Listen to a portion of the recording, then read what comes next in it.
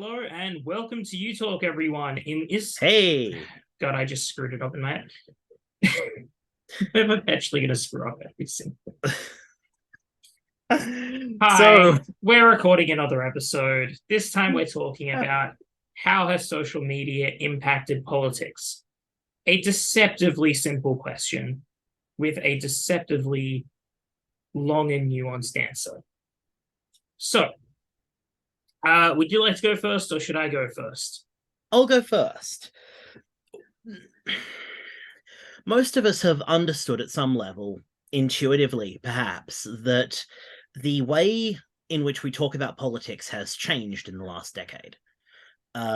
Most of us will remember that the last decade is the time period in which social media has really taken off as a concept.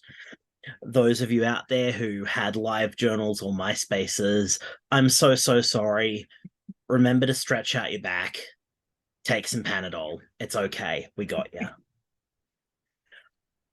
The impact of social media on politics and political discussion was sharply brought into relief by the events of the 6th of January in the United States, where a number of, I'm sure, well-meaning and otherwise fine citizens decided to conduct an act of domestic terrorism in an attempt to have the lawful results of the 2020 US election overturned because they believed that Trump, their Lord and Savior, was robbed of his rightful place as God Emperor of the United States. As a result of this, there's been a lot of research done about the polarizing effects of social media. Pause right there. Pause right there. Are you aware that during some parade they actually had a flotilla of God Emperor Trump, like God Emperor from the 40K universe? Oh, I'm aware. Yeah, it was actually pretty good too. Like even though it was entirely stupid, it was really well done. Like you have to admire the craft. I have to admire the craft, but at the same time, it's been a while since I got into the deep lore on Warhammer, but isn't the God Emperor maintained by the sacrifice of 1,000 psychers a day? Look, it's the I'm lore on pretty that is sure intentionally vague. we shovel people into the God Emperor furnace to keep the God Emperor running, and that seems like a perfect allegory for Trump's presidency. I mean, if the Golden Throne is his attempt at doing whatever he did for COVID, and then yes, the sacrifice of 10,000 psychers, the average people of the United States every day, that kind of actually is a pretty one-to-one analogy. But back to the social media. Yes. The Select Committee to investigate the January 6th attack on the United States Capitol released its first report at the end of last year.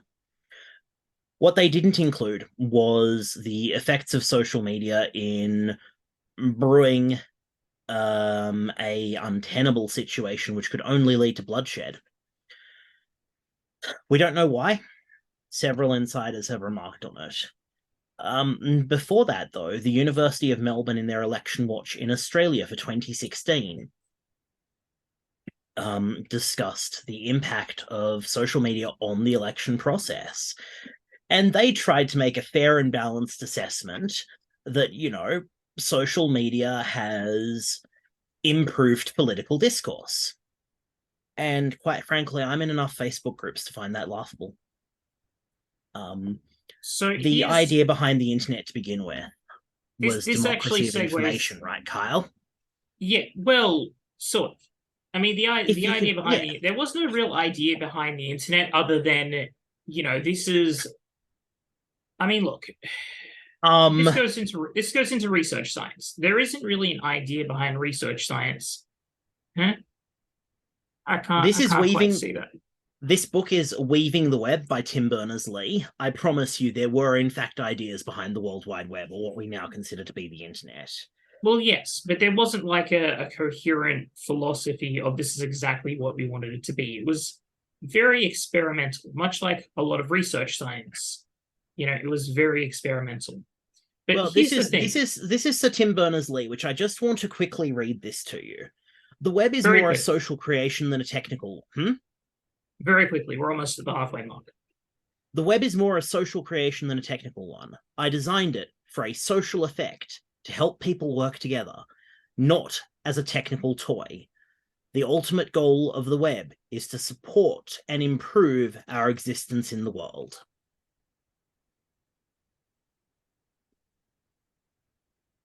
Interesting. Interesting. I cannot believe I had the exact book for that. It's okay. So I only messaged him like the questions which I was thinking of like 40 minutes. No, more like Yeah, I 60 didn't have minutes time to go out and buy a book. Yeah, you did. I don't know. I mean, you're pretty crafty and pretty quick with things. I reckon you could have if you really No, I've if you had that book for really 6 years. Hmm, that's what you're saying now. Anyway. So there's okay. In That's very different to to my thoughts, because my immediate thoughts when this question sort of came to me was essentially how it changed the way that we engage with politics. And see, in a way it has improved the discourse, but in a way it's revealed the discourse.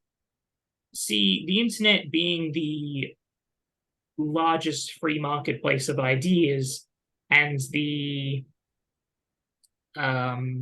largest library of information, with not all of that information being solid information, but also a bunch of really basically you have to sift through it, like with a sieve and flour. In order to find it, and this analogy is escaping from me. I've already switched in my head to, like gold with a like gold panning in a river. It's kind of like that. But essentially it's I wouldn't say that it's improved the discourse around politics. I'd say it's more revealed it and increased the amount of discourse around politics, But not the because it's quality. had I would say that the quality is completely unaffected, because the quality would have been the same regardless. It's just now we're having more of it. So it's increased the quantity. And it's given people access to any and every idea available that's out there. Like, it's made available all the ideas. So it's allowed for essentially three things. First is this is like a lack of filters, which is very interesting in context with Australia, because when it comes to Australia, let's take the last federal election, we saw now former Prime Minister, thank frickin' Christ, Scott I believe he Morrison. is not, in fact, thanking Christ for his losses. Well, I mean, he might not be, but we should. Um, at least, look, we need to thank somebody, you know. But anyway, so he actually tried to avoid it altogether. He tried to, because before the internet created this lack of filters, this lack of barriers, everything was very curated. Everything went through, filter after filter after filter in order to make sure that the politicians looked good, that everything looked respectful and orderly, and you didn't really see the behind the scenes stuff. And so Scott Morrison was actually, I don't want to give the guy credit, but he was actually very good at keeping it more orderly in regards to himself. Now, he was a bit of a bumbling idiot. Like he was asked a question in Parliament, for example, about women giving birth on a highway because they have to travel like 50 minutes to get to a hospital, and whether or not he thinks that's okay. And his answer was, well, that's why we're making upgrades to that highway. He was an absolute idiot. But the thing is, because he filtered himself through the media and he went through that process that corporate media has, for years, he was able to look at like pretty Respectable. decent. Yeah, he was able to look respectably. People didn't truly see what a massive cunt he was. Wow. Okay, I've I just mean, got to say this for the lawyers. I've just got to say that this is for the my lawyers opinion. I that, am not making a statement of fact. There, we're done. and I'm I'm going to making a say statement this of for the my own opinion. lawyers. As the other half of the U Talk podcast, in this case, the U Talk show, I also believe that Scott Morrison was, no, I'm sorry. That is a disservice to basically everyone's genitals everywhere, because Morrison lacked the warmth, depth, or utility necessary. Now, I'm going to quickly refer I back to the abs University of Melbourne research, because before what you're that, I saying just about have to say, filters, I absolutely have to say that that is that is like, I love the way you articulate things. it is my From stated dino nuggies opinion to warmth, It is my depth, and stated utility. opinion that former Prime Minister Scott Morrison is underqualified to be a cunt. Now, You know what? I social think I'm media. inclined to agree. Yeah, yeah, Uh, okay. Dr. So Aaron Martin's research here is a bit interesting, because what you said about filters is true. However, with the democratization of publishing, most people have managed to create their own filters regardless. define own Doc, filters. I'll I'm get to saying. that. Dr. Martin will do it for me. Okay. He points out that the way social media is currently used creates political discourse that is solely focused on outrage and prejudice and self-interest at the expense of our responsibilities of citizenship. Because social Actually, media if I could cut in here, fundamentally, if I just could give cut me a in here, second. because there's a very important point, but that was the case before social media as well. See, the outrage was always there, and it actually stems mostly from corporate media. And this is actually something I'm getting into with the documentary, which, Except I not mention a not lot. always. I think it was. I'm trying to remember if it was Hawke or Whitlam who said maintain your outrage or That was maintain Keating. your rage. Okay, that is That was Keating. Keating. Yeah, that he Okay, in his musical there was a whole song about it actually. okay. In any case, Dr. Martin points out that with social media, it's designed to put together people who have shared interests. And that's an amazing thing if, like, you have a car of which there were only 1,200 manufactured worldwide. But because of that functionality, it means that it undercuts democracy because democracy depends on every citizen having exposure to people who have a different set of beliefs to their own. Well, see, they can get exposure. All you need to do is share a link with somebody, share a meme with somebody, share an image file, and they get a different opinion.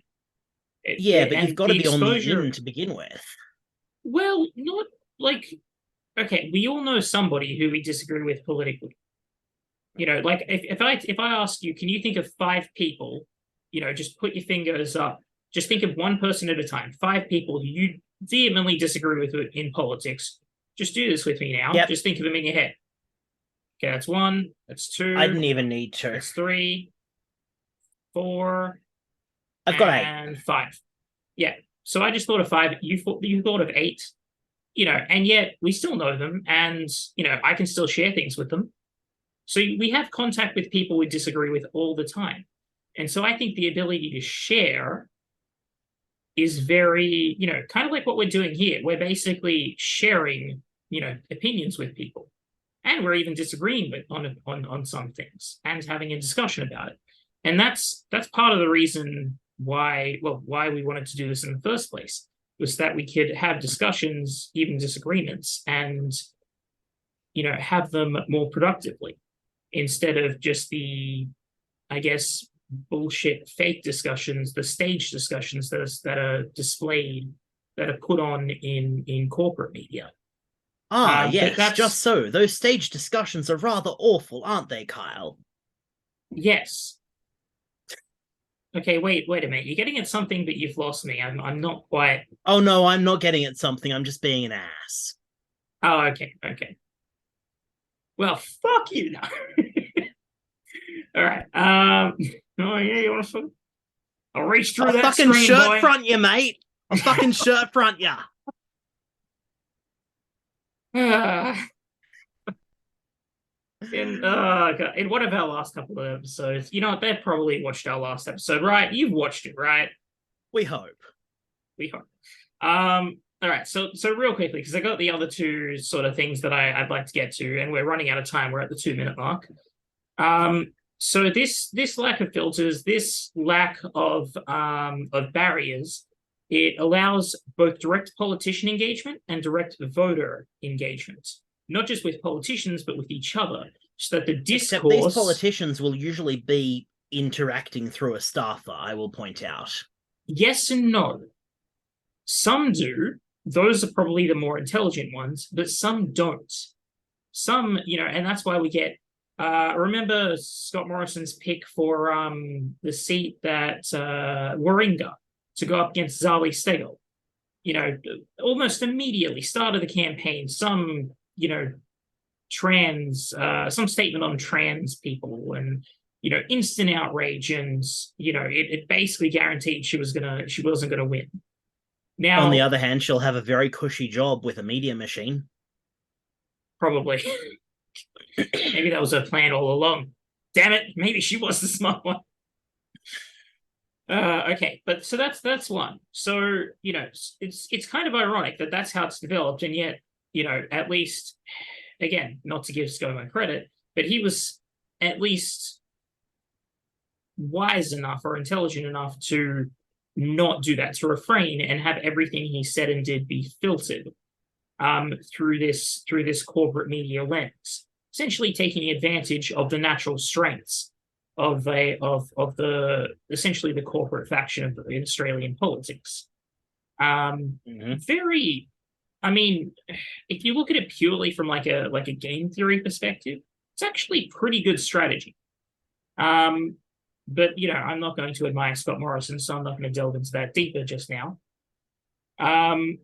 But I will say, I guess as a last thing, that the direct voter inputs allows for new commentators. It allows for people to engage directly with each other.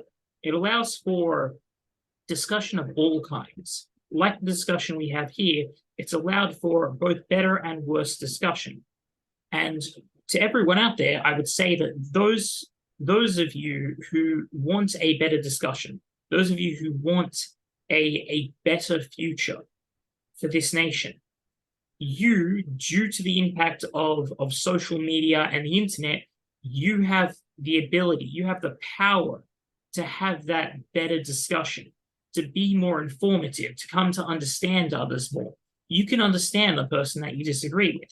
You can still disagree with them as well, but you can disagree with them in such a way where instead of it resulting in, just the simple, you're a Nazi, you're a communist and all that crap, you can actually come away from it understanding and to some degree even respecting each other's points of view. Not necessarily there are agreeing some with points it. of view that don't deserve to be respected. Well, yes, there are some. But generally speaking, most people, at least from my experience, most people, around 80-85% of people, have a decent point of view and want to act in good faith. And they're not terrible people. So yeah, I guess with that, we'll end it there. And so thank you for watching. Please, like, share, subscribe, all that YouTube stuff. We could Please definitely use prove the expansion in Kyle. audience. Please prove that Kyle is right to be optimistic about people. Yes, please share this, and that way we can have a better discussion. Anyway, we've just gone over time, so we'll catch you later. Have a good one.